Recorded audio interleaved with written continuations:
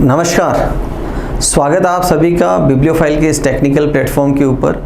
आज हम अपनी जो रेगुलर टेस्ट सीरीज है उसका पेपर 025-871 871 नंबर का जो पेपर है उसके सॉल्यूशन को लेकर। कुल प्रश्नों की संख्या 25 होती है, तो चलिए वन बाय वन चेक करते हैं। चलते हैं पहले प्रश्न की तरफ। पहला सवाल है moderate intensify, analogy based on words का सवाल है। मध्यम और तीव्र करना, दोनों को मैं एंटोनिम्स कंसिडर कर सकता हूँ, एक दूसरे के विलोम अर्थ देने वाले हैं, उल्टे अर्थ देने वाले हैं। तो आगे लिखा हुआ है नॉमिनल, नाममात्र, और इसका अपोजिट क्या हो जाएगा, एक्सपेंसिव, महंगा। मतलब किसी सामान का पैसा नाम मात्र का लग रहा है और किसी सामान का पैसा बहुत ज़्यादा लग रहा है। तो वर्ड्स नॉर्मल से है, ऑप्शन बी राइट आंसर होगा। अगले सवाल की तरफ चलते हैं। नेक्स्ट सवाल है एनालॉजी बेस्ड ऑन नंबर्स का ही सवाल है। अगेन अच्छा सवाल है, कंसीडर कर सकते हैं इसको। देखो 4 1 5 3 7 से क्या बनाना है, 4। तो किया क्या गया है, जब भी ऐसा सवाल हो तो क्या करना है, सारे डिजिट्स का सम करना है। तो सम कितना है यहाँ पर 20। अब 20 से 4 कैसे बने, एक तरीका है डिवाइडेड बाई 5 कर दूँ और 4 आ जाए। दूसरा तरीका क्या है, यहाँ पर अगर वही तरीका मैं यहाँ लगाऊँ तो इनका सम कितना आया 7 और डिवाइडेड बाई 5 पॉसिबल नहीं है। दूसरा तरीका क्या इजाद करें हम, 20 है तो 2 + 0 कितना हुआ 2, और 2 का स्क्वायर कितना हुआ 4। तो यहाँ सम ऑफ डिजिट्स कितना है 7, और 7 का स्क्वायर कितना हो जाए 49। तो ऑप्शन बी क्या होगा यहाँ पर राइट आंसर होगा। अगले सवाल की तरफ चलते हैं। नेक्स्ट सवाल देखें। नेक्स्ट सवाल है एनालॉजी का सवाल, क्लासिफिकेशन का सवाल है, ओड वन आउट का सवाल है बेस्ड ऑन वर्ड्स। सवाल अच्छा है। संतरा, अमरूद, सेब और अंगूर, चारों फ्रूट्स की अगर मैं बात करूं तो यूजुअली हम इनको एलिमिनेट करते हैं कि कुछ सिट्रस फ्रूट है और एक नहीं मिलेगा या एक मिलेगा, ऐसे हम इसको एलिमिनेट करते हैं। अब ऑरेंज जो है सिट्रस फ्रूट है और कहीं ना कहीं ग्रेप्स, अंगूर भी क्या है सिट्रस फ्रूट। अब इसमें एलिमिनेशन कैसे किया गया है कि जो अंगूर है ये बेल पर लगता है। अंगूर जो फल है वो किस पे लगता है, बेल के ऊपर लगता है, और बाकी सारे किस पे लगते हैं, ट्री के ऊपर लगते हैं। तो एलिमिनेट किसको किया, ऑप्शन डी को। अगले सवाल की तरफ चलते हैं। नेक्स्ट सवाल है, यहाँ देखो क्या दे रखा है। अगेन ऑड वन आउट का सवाल है। जो पहला नंबर है ये क्यूब है किसका, 7 का। यहाँ 11 का क्यूब है, यहाँ 17 का क्यूब है, और यहाँ 19 का क्यूब है। अब दूसरा नंबर जो है वो कैसे आया, 7 का क्यूब कितना 343, और -7 का स्क्वायर यहाँ पर किया तो नंबर क्या बना यहाँ पर 294। यहाँ पर अगेन 7 क्यूब माइनस स्क्वायर है, यहाँ पर भी क्या दे रखा है क्यूब माइनस स्क्वायर, और यहाँ पर ये कैलकुलेशन बैठ नहीं रही है। तो ऑप्शन डी क्या होगा, इसमें एलिमिनेट हो जाएगा। अगले सवाल की तरफ चलते हैं। नेक्स्ट सवाल देखें। अगला सवाल है नंबर सीरीज का सवाल है, और इस बार हमसे पूछा है कि गलत जो नंबर है वो कौन सा है यहाँ पर। तो अच्छा सवाल कंसिडर करेंगे हम इसको। 146 से मुझे क्या बनाना है 74, तो पता चल रहा है ये लगभग इसका क्या है आधा, और पहले नंबर का आधा करूँ तो कितना हुआ 73, और +1 किया तो कितना बना 74। अगर यहाँ से यहाँ जाऊँ तो अगेन क्या करना पड़ेगा आधा, और इसका आधा कितना हुआ 35 का डबल होता है 37, तो 5 के बाद 6 और 7, तो अगेन इंटू 2 किया और प्लस क्या किया इस बार 3 किया यहाँ पर, तो क्या बन गया 40।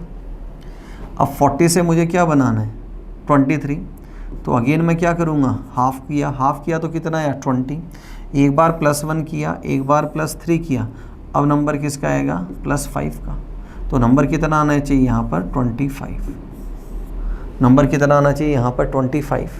अब 25 से अगर मैं आगे जाऊँ तो अगेन क्या करूँगा आधा, और इसका आधा कितना हुआ 12.5, +1 +3 +5, अब नंबर किसका आएगा +7, और इसमें अगर मैं +7 करूँ तो नंबर कितना आता है मेरा 19.5।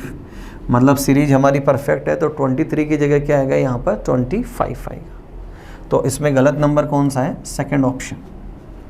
अगले सवाल की तरफ चलते हैं। नेक्स्ट सवाल देखें। अगला सवाल है लेटर सीरीज का सवाल है। और देखो सबसे पहले क्या नोटिस किया हमने, एक लेटर है, उसके बाद 2 लेटर्स हैं, फिर 3 है, तो लाजमी आगे 4 आएंगे। और यहाँ कितने दे रखे हैं, 5। और चारों ऑप्शंस क्या है मेरे पास, 4 लेटर्स के हैं। अब यहाँ रिलेशन क्या बना है उसकी बात करते। देखो यहाँ से यहाँ गए A से C +2, फिर आगे +1 दे रखा है, फिर यहाँ से यहाँ गए तो क्या किया +3, फिर अगेन +1, अगेन +1। अब आगे जाऊँगा तो क्या होना है +4, और +4 पे कौन आएगा यहाँ पर M। अब उससे आगे मुझे 4 लगातार 3 अक्षर और लेने, मतलब 4 लेटर्स का ग्रुप बनना है। तो M N O P ये 4 लेटर्स आने। फिर P से यहाँ मैं क्या करूँगा, अगेन +5 करूँगा। तो 16 और 5 21, 21 पे कौन आया यहाँ पर U। तो ऑप्शन डी क्या होगा मेरा राइट आंसर होगा। अगले सवाल की तरफ चलते हैं। नेक्स्ट सवाल देखें। नेक्स्ट सवाल है मोड वाला सवाल है। और मोड का मीनिंग हमारा क्या है, यहाँ पर हमें क्या करना होता है, डिवीजन करना होता है। तो सबसे पहले बोर्ड मास के अकॉर्डिंग इसको सोल्व करते हैं। तो वैल्यू कितनी आई 144, +7 किया तो कितना आया 151 डिवाइडेड बाई 10। तो रिमाइंडर कितना है यहाँ पर 1। और हम जो रिमाइंडर है उसी को ही क्या कंसिडर करते हैं, आंसर कंसिडर करते हैं। तो फर्स्ट ऑप्शन क्या हो जाएगा हमारा राइट आंसर होगा। अगले सवाल की तरफ चलते हैं। नेक्स्ट सवाल देखें। डायरेक्शन का सवाल है। दे रखा है प्रियंका और कल्पना एक दूसरे के विपरीत दिशा में चलना शुरू करते हैं। ठीक है, यहाँ पर प्रियंका 3 किलोमीटर चलती है। तो एक तरफ तो लिया हमने प्रियंका को, दूसरी तरफ लिया किसको, कल्पना को। प्रियंका 3 मीटर चलती है, 3 किलोमीटर, और कल्पना 4 चलती है। Got it. फिर प्रियंका अपने राइट मुड़ती है, और राइट का मतलब हमने सीखा है क्लॉकवाइज, और कितना चलती है 4। तो राइट का मतलब क्लॉकवाइज डाउनवर्ड, और कितना चली यहाँ पर 4। जबकि कल्पना अपने लेफ़्ट का मतलब हमने क्या सीखा है, एंटी क्लॉक चलना, और कितना चलती है 3। तो ये एंटी क्लॉक डाउनवर्ड, और कितना चली यहाँ पर 3 चली। वह दोनों प्रारंभिक बिंदु से अपने इनिशियल पॉइंट से कितना दूर है। तो देखो यहाँ ये पाइथागोरस लगना है, यहाँ पर भी क्या लगना है पाइथागोरस। तो ये भी दूरी कितनी है 5, और ये दूरी भी कितनी है 5। तो दोनों ही अपने स्टार्टिंग पॉइंट से कितना दूर है, 5-5 किलोमीटर दूर है। तो ऑप्शन थर्ड क्या होगा हमारा राइट आंसर होगा। अगले सवाल की तरफ चलते हैं। नेक्स्ट सवाल है डाइस का सवाल, और हमसे पूछा है कि जो क्वेश्चन मार्क है उसकी जगह क्या आएगा। तो देखो अच्छा सवाल है ये। फर्स्ट ऑफ ऑल हम क्या करेंगे, दोनों इन डाइस को कंपेयर करेंगे, और इनमें कौन सा रूल लगे पहले उसकी बात करें। यहाँ एक सतह समान है, कौन सी 2, और एक सतह समान हो तो क्या करते हैं हम, दी गई सतह से इनको क्लॉकवाइज या एंटी क्लॉकवाइज अरेंज करते हैं। तो सबसे पहले मैं इसको क्लॉकवाइज अरेंज करूँ, यहाँ से भी क्लॉकवाइज अरेंज करूँ। तो देखो 2 6 4, और वहाँ बात करें तो 2 3 5। तो 4 के अपोजिट 5, 6 के अपोजिट 3, और 2 के अपोजिट क्या आ जाएगा 1। अब हमसे पूछा है कि यहाँ क्वेश्चन मार्क की जगह क्या आएगा। तो देखो सबसे पहले मैं एक पूरा डाइस बनाता हूँ कंप्लीट, ये कंप्लीट डाइस है। अब हम पेयर्स की बात करते हैं। देखो पेयर्स में देखा हमने कि 1 और 2 क्या है, अपोजिट है। तो यहाँ मैं टॉप में लेता हूँ 2 को, तो बॉटम में क्या आएगा यहाँ पर 1। और उसके बाद दे रखा है 6 और 3, और 6 और 3 की बात करें तो 6 को मैंने फ्रंट में लिया, मैंने 3 को, सामने की तरफ कौन है 3, तो पीछे की तरफ कौन जाएगा 6। और 5 4 का पेयर है, तो मैंने राइट में लिया किसको 4 को, और लेफ्ट में किसको लिया 5 को। ये हमारी एक क्या बनी डाइस। तो पेयर देखो टॉप में 2, बॉटम में 1, लेफ्ट में 5, राइट में 4, पीछे की तरफ 6 है, और सामने की तरफ कौन है 3। अब हमसे पूछा क्वेश्चन मार्क की जगह कौन आए। तो देखो अगर मैं यहाँ से, मुझे क्या विजिबल है 3 और 4, और इस कोने पे भी क्या विजिबल है 3 और 4। हमने क्या पढ़ा है, एक कोने पर जो 3 सतह लगती है वो हमेशा विजिबल होती है, एक कोने पर जो 3 सतह लगती है वो हमेशा विजिबल होती है, और वो कभी पेयर में नहीं होती। ये गोल्डन रूल है। तो जब अब आप इसको अरेंज करेंगे तो देखो मुझे कॉम्बिनेशन किसका दिखाई दे रहा है 3 2 4। अगर मैं क्लॉकवाइज चलूँ तो किसका कॉम्बिनेशन दिखाई दिया 3 2 4। तो यहाँ 3 के बाद क्या आ जाएगा 2, और 2 के बाद क्या आएगा 4। तो यहाँ ऑप्शन फर्स्ट क्या होगा हमारा राइट आंसर होगा। अगले सवाल की तरफ चलते हैं। नेक्स्ट सवाल देखें। अगला सवाल है अरेंजमेंट का सवाल है। 6 दोस्त एक पंक्ति में नॉर्थ फेसिंग है, और नॉर्थ फेसिंग में हमने क्या पढ़ा है, हमारा राइट इनका राइट और हमारा लेफ्ट इनका लेफ्ट होता है।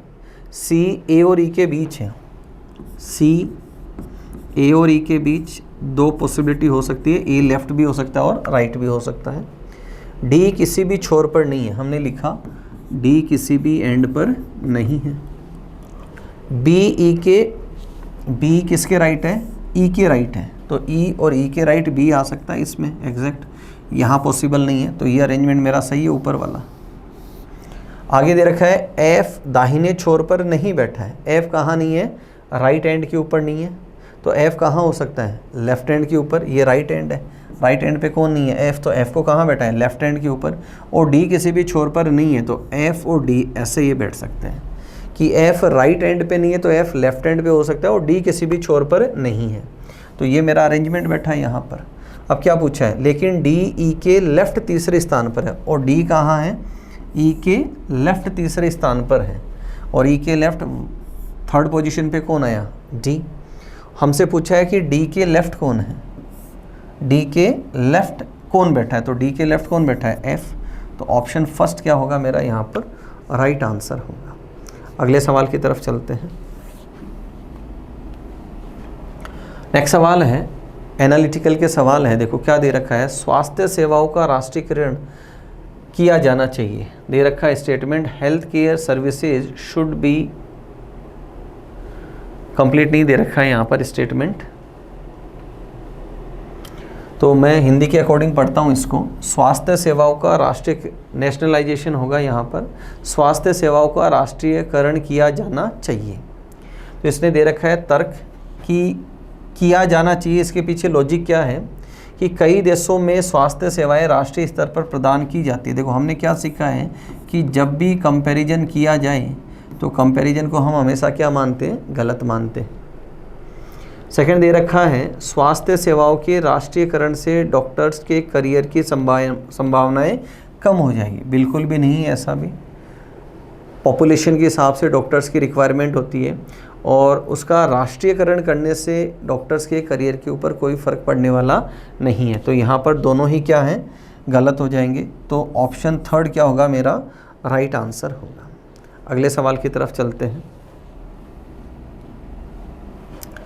नेक्स्ट सवाल है क्या प्रत्येक सरकारी संस्थान में कर्मचारी संघ की आवश्यकता है। सवाल दे रखा है कि गवर्नमेंट ऑर्गेनाइजेशंस जो हैं उसमें जो यूनियन है क्या उसकी ज़रूरत है, तो दे रखा है ज़रूरत नहीं है। अब क्यों नहीं है, इसके पीछे लॉजिक क्या है, यह संस्था के सुचारू संचालन में बाधा डालता है। बिल्कुल सही।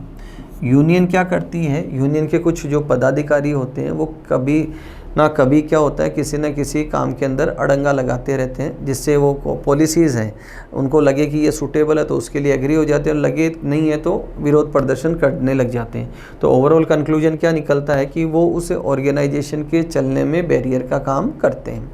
तो बिल्कुल सही है। सेकेंड दे रखा है हाँ, मतलब कर्मचारी संघ की आवश्यकता है, यह कर्मचारियों के अधिकारों को सशक्त बनाता है। यह भी बिल्कुल सही है, वो उनके लिए आवाज़ उठाते हैं, कुछ गलत हो रहा हो, कुछ पॉलिसीज़ में कुछ चेंजेज करवाने हो, तो ये भी बिल्कुल सही है। तो यहाँ दोनों ही जो तर्क है, आर्ग्यूमेंट है, क्या है, सही। तो फर्स्ट और सेकंड दोनों ही क्या है यहाँ पर, मजबूत है। अगले सवाल की तरफ चलते हैं। नेक्स्ट सवाल देखें। नेक्स्ट सवाल है फिलर बेस्ड सवाल है, और जब भी हम ऐसे सवाल करते हैं तो देखो सबसे पहला तरीका हमारा क्या है, लेटर्स की काउंटिंग करते हैं, ये सबसे पहला तरीका। दूसरा तरीका हमने क्या सीखा है कि फर्स्ट लेटर जहाँ बार बार रिपीट होता है वहाँ से सीरीज का क्या करते हैं, हम ब्रेक डाउन करते हैं ताकि हम इसको आसानी से कर सकें। तो देखो फर्स्ट लेटर कौन सा रिपीट हो रहा है, एन, यहाँ डिवीजन, यहाँ डिवीजन, यहाँ डिवीजन। तो मोटा मोटी कंक्लूजन क्या है, 4 लेटर्स का ग्रुप है, तो यहाँ मैं आफ्टर 4 इसको क्या कर दूँ, ब्रेक डाउन। अब सारे जो 5 ग्रुप बने 4-4 अक्षरों के, वो मुझे सारे के सारे सिमिलर दिखाई दे रहे हैं। तो देखो एन एन एन यहाँ और यहाँ, मिड वाले दोनों लेटर्स रिपीटेड आ सकते हैं, और लास्ट का लेटर एल दे रखा है। तो ये मेरी एक सीरीज बनी।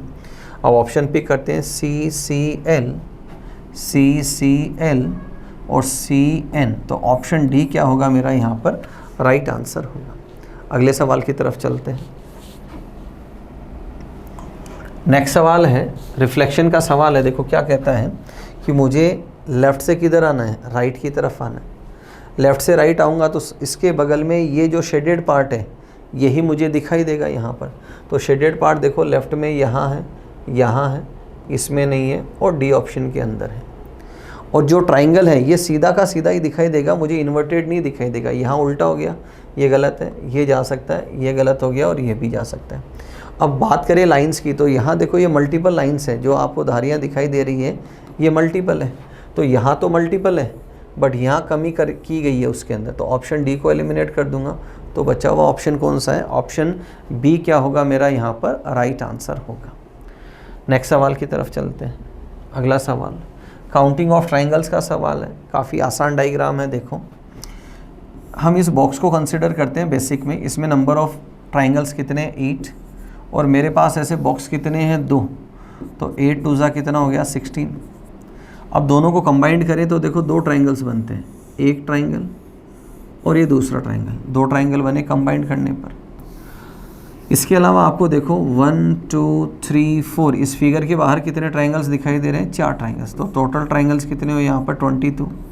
तो ऑप्शन बी क्या है मेरा राइट आंसर है। अगले सवाल की तरफ चलते हैं। नेक्स्ट सवाल देखें। नेक्स्ट सवाल है एम्बेडेड फिगर का सवाल है। हमसे पूछा है ऐसी आकृति कहाँ पर है। देखो ये जो लाइन है ना, ये स्लेंटिंग लाइन है, तिरछी लाइन है, ये ऐसे सीधी लाइन होती है। अब इस डायग्राम में देखो स्ट्रक्चर तो ऐसा है बट ये सीधी लाइन है, ये वाली स्ट्रेट लाइन है, इसको एलिमिनेट कर देंगे। यहाँ देखिए बिल्कुल आपको स्लेंटिंग लाइन दिखाई दे रही है और ये एज इट इज़ मुझे यहाँ फिगर अवेलेबल है। तो ऑप्शन बी क्या होगा मेरा राइट आंसर होगा। अगले सवाल की तरफ चलते हैं। नेक्स्ट सवाल देखें, बोडमास का सवाल है। फर्स्ट ऑफ ऑल मुझे क्या करना है, जो लेटर्स हैं उनके अकॉर्डिंग मुझे चेंजेज करने। तो यहाँ मल्टीप्लिकेशन, अगेन मल्टीप्लिकेशन, एम बताता है डिवीज़न को और पी बताता है एडिशन को और क्यू बताता है सब्ट्रैक्शन को। तो सबसे पहले तो बोडमास के अकॉर्डिंग चले तो यहाँ 3 + 6 माइनस इनको करें तो 16 गुणा 9 करें, 3 3 जा 9 तो कितना आता है 144। ये वैल्यू कितनी है 9 - 144, तो वैल्यू कितना आ जाएगी मेरी -135 यहाँ पर आंसर होगा। अगले सवाल की तरफ चलते हैं। नेक्स्ट सवाल है कई शिकायतों के बावजूद भी मैंने 9 महीने से टेलीफोन बिल प्राप्त नहीं किया है। एक टेलीफोन उपभोक्ता का संपादक को पत्र है। ठीक है, तो देखो कोई कस्टमर है, उसको बिल रेगुलरली प्राप्त नहीं हो रहा है, तो उसने क्या किया, एक जो उसका हायर अथॉरिटी का पर्सन है उसको क्या किया, उसने लेटर लिखा।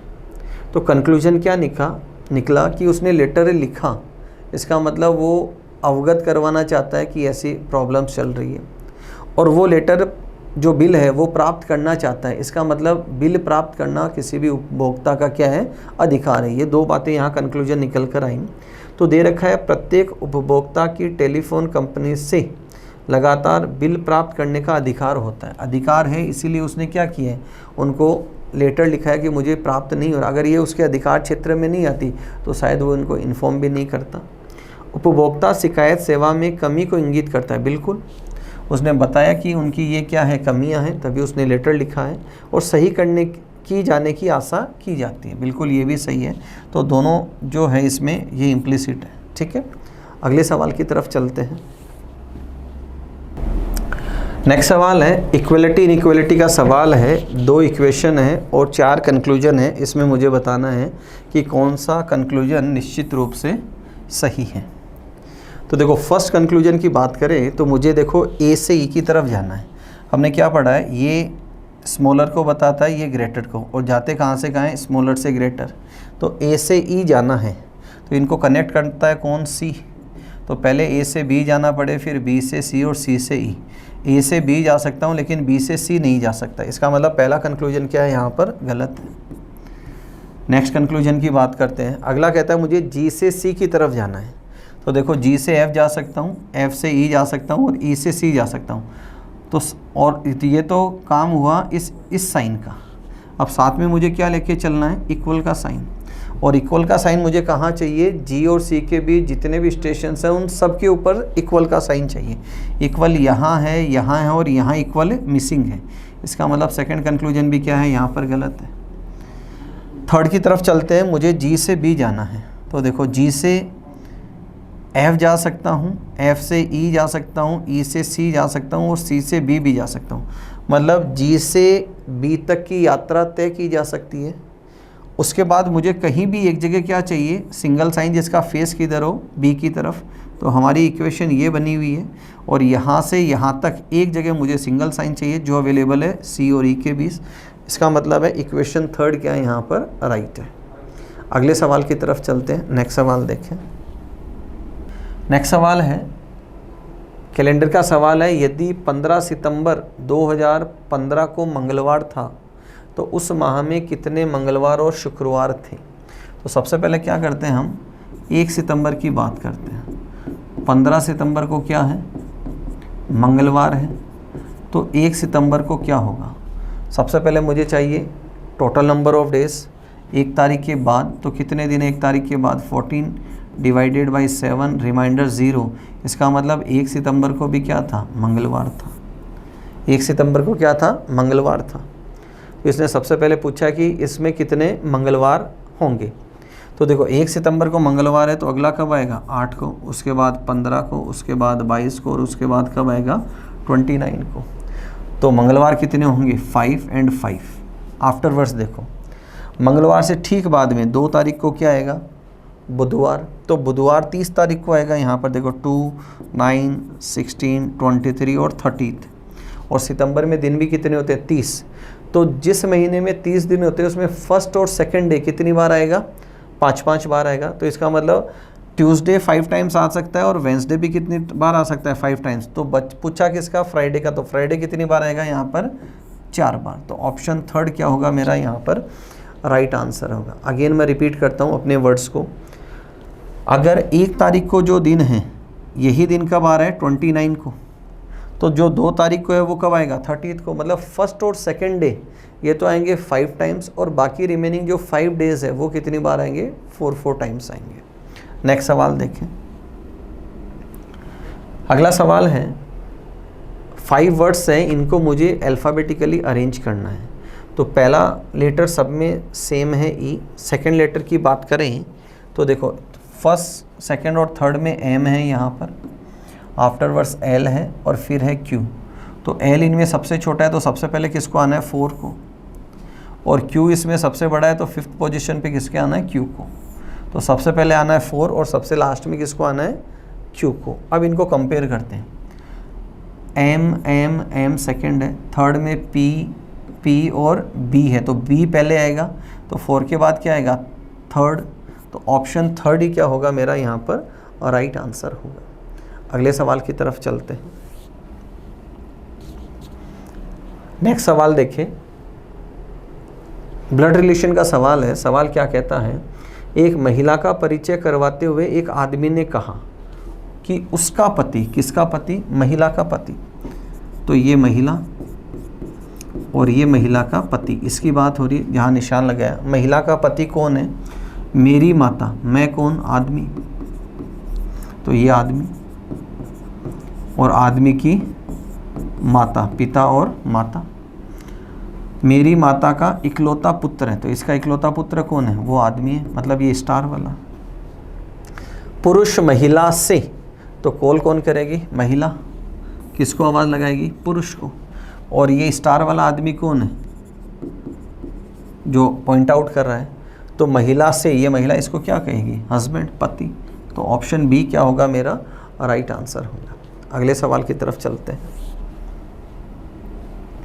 नेक्स्ट सवाल है, कोडिंग डिकोडिंग का सवाल है। ग्रेप का कोड लिखा है, 4 का कोड लिखा है और ग्रुप का कोड हमसे पूछा है। तो देखो ये फिक्स कोड का सवाल है। कैसे कि देखो आर और आर, ये जो पांचों लेटर्स है ये ऊपर अवेलेबल है। तो आर का कोड देखो यहाँ पर क्या है 7 और यहाँ पर भी क्या है 7 कोड है। जी फर्स्ट लेटर है, यहाँ देखो जी यहाँ है, तो जी का कोड कितना है 2, आर का कोड कितना है 7, ओ सेकेंड पोजीशन पर, यहाँ कोड है 6, यू थर्ड पोजीशन पे क्या है 8 और जो P है वो सेकेंड लास्ट पोजीशन यहाँ क्या आया 5, तो कोड क्या बना 27685। तो ऑप्शन थर्ड क्या है मेरा यहाँ पर राइट आंसर है। अगले सवाल की तरफ चलते हैं। नेक्स्ट सवाल है पेपर कटिंग फोल्डिंग का सवाल है और पूछा है प्रश्न आकृति में दिखाए अनुसार कागज को मोड़ने के बाद वह किस उत्तर आकृति जैसा दिखाई देगा।